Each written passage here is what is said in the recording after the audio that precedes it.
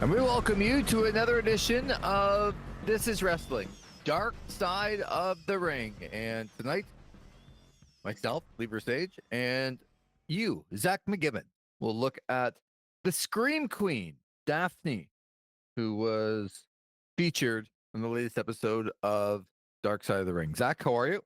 I'm doing pretty good, Lee. Yeah, looking. It should be an interesting episode when it comes to looking at Daffney and her career, and just what she was able to accomplish, and obviously the unfortunate end of Daffney as well. So a lot to cover here on this episode of Dark Side of the Ring. If you could take us back to before you watched the episode, and if I had said to you, what do you know? Like, what is your memory of Daffney when it comes to the world of professional wrestling before you watch the episode? What would that be? Yeah, before watching the episode, my instances with Daffney would be obviously the stuff in WCW with David Flair and Crowbar. I was familiar with with their work there and some of the stuff that she was doing and in the midst of 99 to 2000 of WCW. I also remember pretty vividly the TNA stuff because that was when I was really watching TNA around that time of 2011 to 2014 and watching Impact. So I remember the injury stuff when it came to Daffney. And then I had heard later years about how well liked she was. And I do remember, unfortunately, the social media stuff where she had posted that video, which we'll talk about. But in terms of going fully in depth, in terms of the independence, I had heard about the work of Shine. I had heard about the stuff about Shine, but never fully in depth as much as I would like to. So really, I guess to answer your question, the main ones would probably be her work in WCW and then later on in TNA. Yeah, for me, again, I know they went over this at the beginning of the episode, and it's kind of where it starts because you got hired as as a 4-week audition to be the stalker of David Flair, and she went out there and she did some unbelievable work, and then she got herself a contract. And for me, that was at a time where it really was, and I know that you know this, but I think when you watch it every week, and for those of us that remember, you sit down and you turn on the TV and Nitro's on and Raw is on, and they're on at the same time and they're competing and you're going back and forth. It was really a time that, women, there was bra and panty matches and Barbie dolls and like all kinds of, sex was just such a big part of the late 90s in women. And Daphne came along, and I remember thinking, this is really cool because she looks like she fits in. She looks like she can carry herself decently in the ring, and she's much different. And I don't have to watch her thinking at some point she's going to be trying to exude sex to sell. And I like that. I like the fact that, okay, here's somebody that's completely different that I'm relating to as a character. And that's what I wanted at a professional wrestling. And don't get me wrong, I enjoyed, the late 90s with WCW against WWF and the Attitude Era and the Generation X and the NWO and all that stuff. But they certainly catered to a younger audience than even I wanted at the time. And I think going through that at the time, I would have been in my early 20s. And I still had kind of evolved from what like they're selling to an 18-year-old, a 21-year-old, and I just in my wrestling years was kind of beyond that and looking for a little bit more sometimes than they were giving. And Daphne, to me, being a part of that came out and really was different from all of the rest of them. And it's amazing to me, Zach, before we kind of get into the episode itself, that it's like they didn't try to do that. It just was a bit of a fluke that they wanted a character and she came in and did really well. So at that point they hired her, but it wasn't their idea to be like, we have this great idea. No, their great ideas were Tori Wilson and Stacy Keibler and Major Guns. And I mean, I could go on and on and on. Tammy Sitch was there, Yep. at the end of the 90s. And it was just the same thing all the time. And you would have liked to have thought they would have brought in Daphne because she was a great character and thought she could really get over on television. But Daphne did that herself in a 4-week audition when they just wanted the spare part. Yeah. And those are the stories I love when people go in and go, all right, you're going to put me in for a spare part? No problem. But I'm going to show you that I belong here. And that's what she did. And I appreciated that very much. That was my first, as I'm watching weekly television being sold the same things, I'm not getting that from Daphne. And I really like that. So I thought for me, that was the introduction into the character, and then somebody I followed from there on. And so at the beginning of the program, they go through a little bit of that and the David Flair stalker stuff, and they introduce her brother. But this is the typical story, right? There's a wrestler, whether it's male or female, but especially female. I want to be a wrestler, Dad. Mom and Dad, I want to be a wrestler. Yeah, I don't know.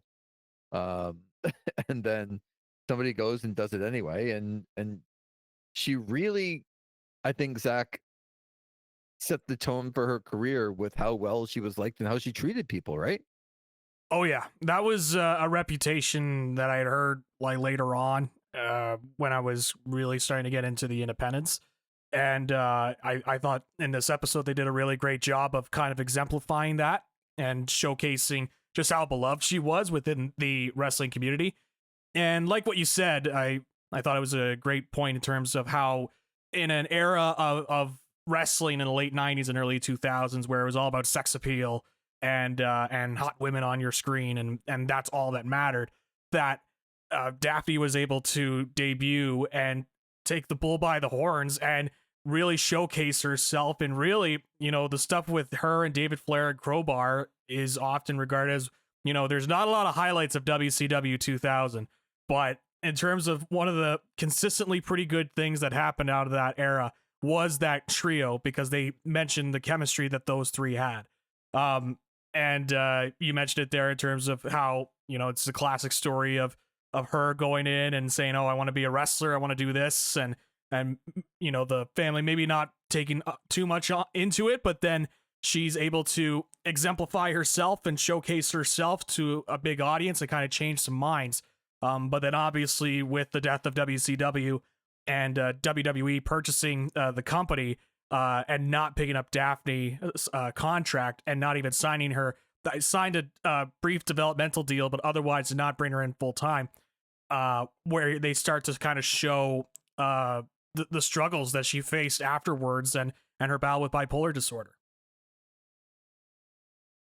And unfortunately, there's a pivotal moment in people's lives, and sometimes many.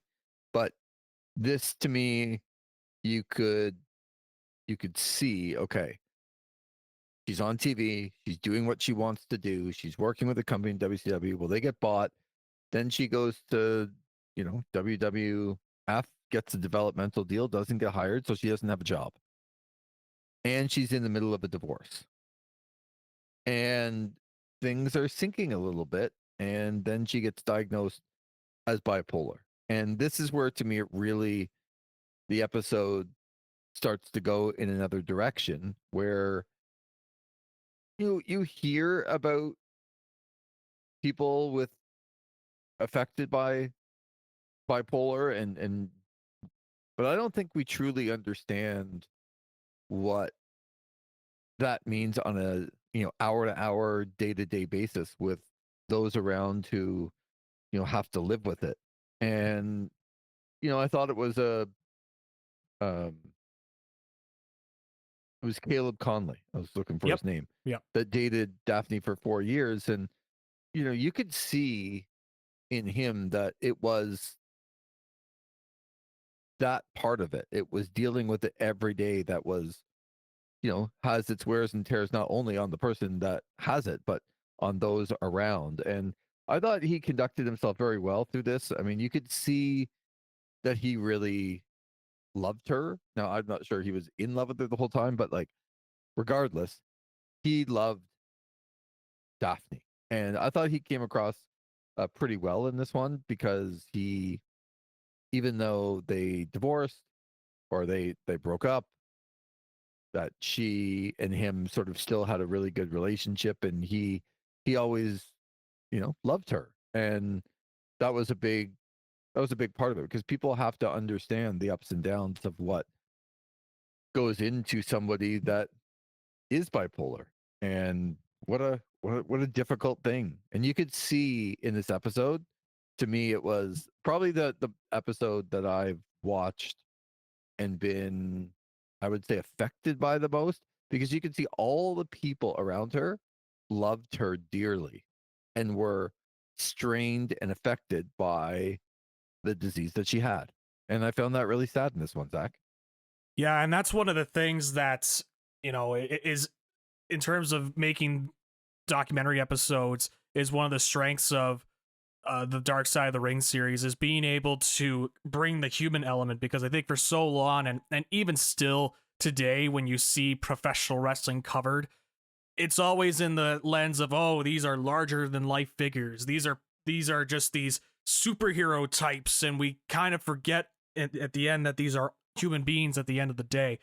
And I think with the Dark Side of the Ring series, what they're able to do is being able to have family members or people that were close to the wrestlers and really kind of humanize these people and say, okay, yeah, these aren't just your over the top superheroes that you watch on TV. These are real people. And in the case of Daphne, she was somebody that was battling bipolar disorder and was trying tooth and nail to fight for what she wanted, but also knowing that she was kind of suffering from this disease. It really, and really the tone of this whole episode, it really, same for me, just kind of hit me as I was watching. Just, it really added the human element to this that really kind of drew me into this episode.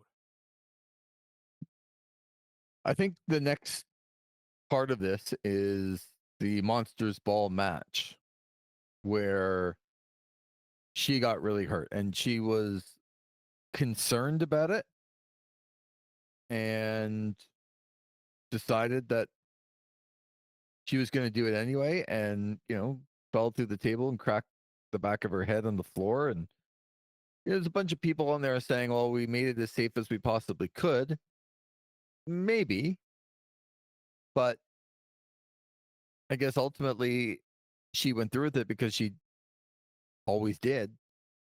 But that's probably one that they could have done something else, that she didn't have to do that. And that certainly was a turning point, I think, in her career, as far as where the concussions and the severity of the concussions really started to affect somebody that deals with being bipolar. Yeah, this is what I kind of recall from the time watching TNA, was this incident here, and another one that we'll talk about a little bit later with Rosie Love.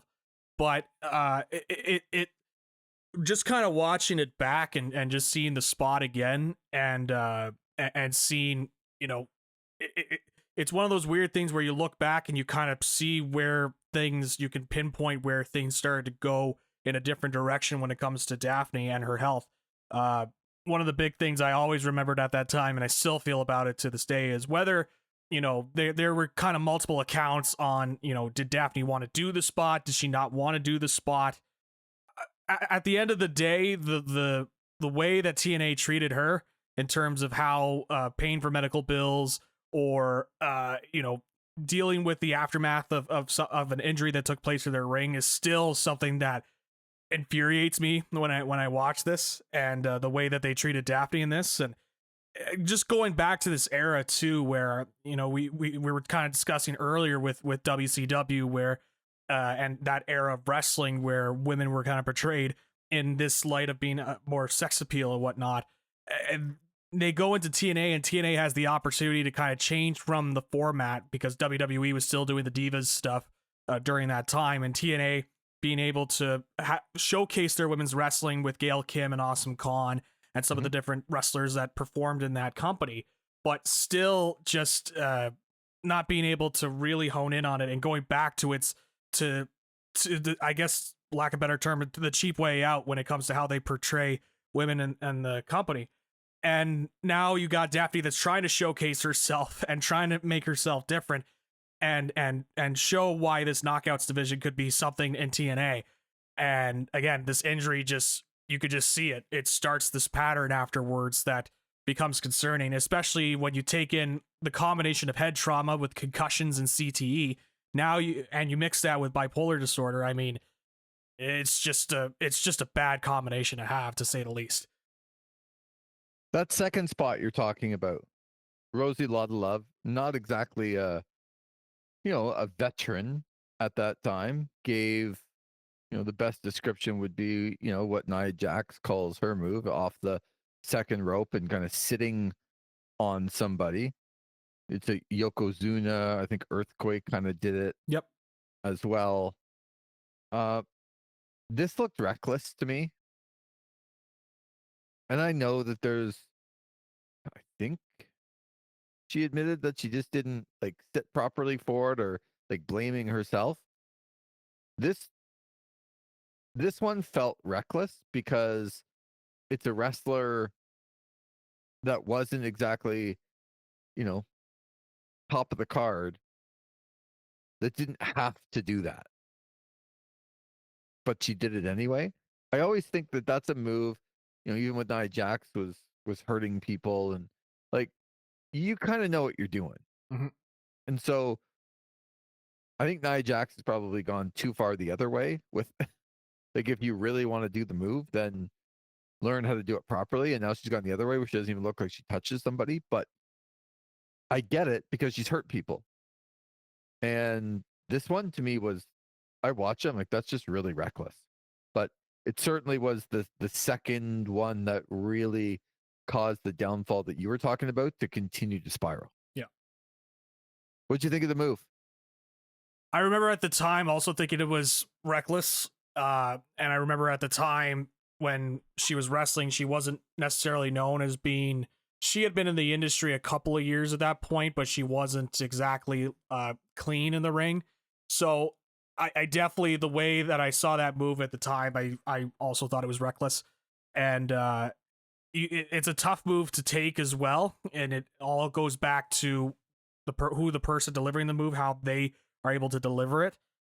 Because when you're putting all your weight in, it's just bad for the person receiving it, right? So I remember at the time I was reckless, and then seeing the spot again. I hadn't seen that spot since 2012 or 2013. So this was kind of remembering it all again. And it still felt reckless to me the second time I watched it. So pretty much after that, she tried to do some other things. She continued on for a while, but then, her body broke down. Her mind was not working properly. 2011, she said that she was going to retire. She filled in as a special ref, and they looked at her and showed that she got vertigo even going down to be able to do that. I just can't. I was at this point where I can't imagine, as the parents trying to get her away from the business at this point, because, she was still going after it and nothing was benefiting her. Nothing was being gained. She was having more and more difficulty.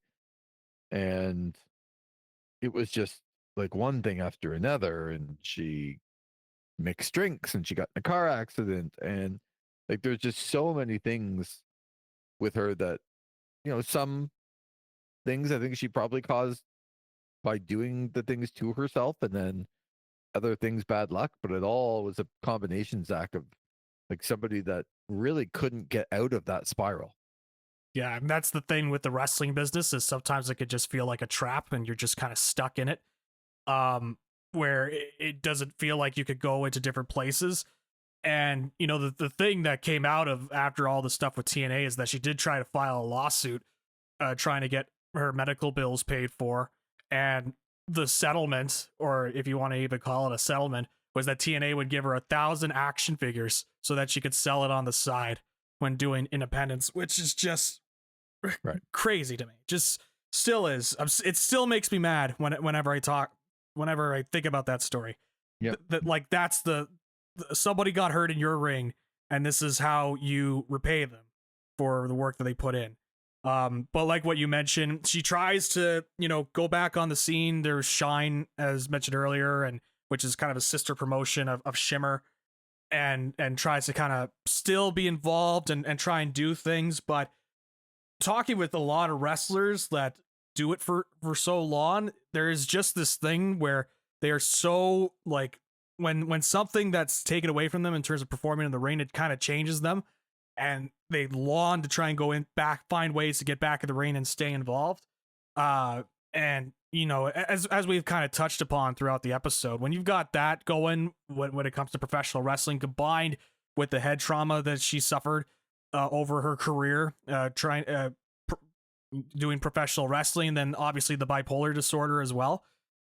Again, it's just a bad combo, and ultimately, just you just start to see it. They show it, the pattern after that, of just how things were just kind of changing for her mentally and just not going in the right place. And unfortunately, it leads to September 1st, 2021, when Daffney, real name Shannon, goes on Instagram. And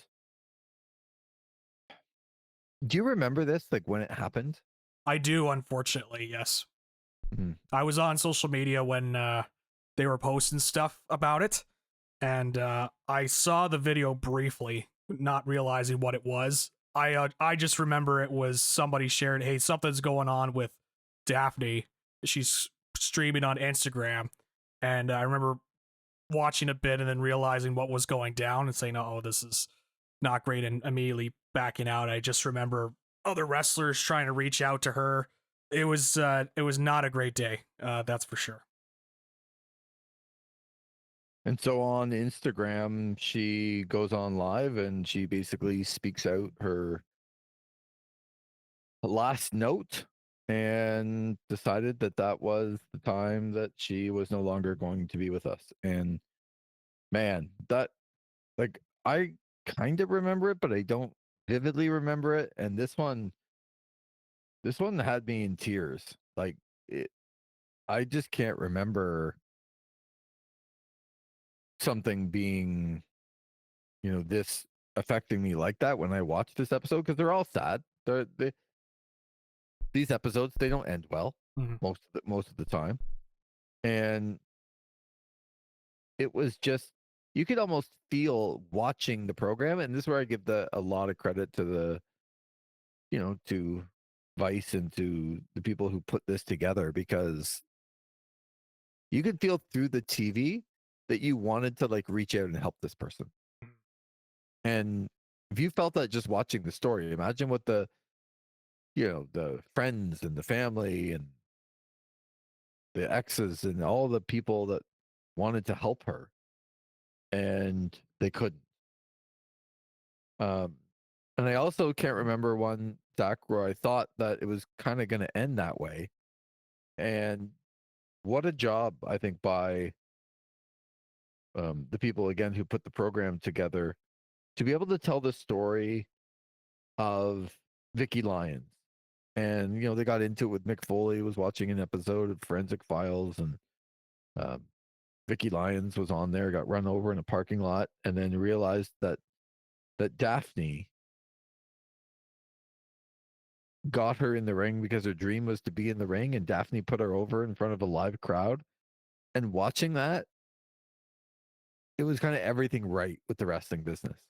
It like, to me, that was one of the, for such a sad story, and obviously I was affected by it, really sad.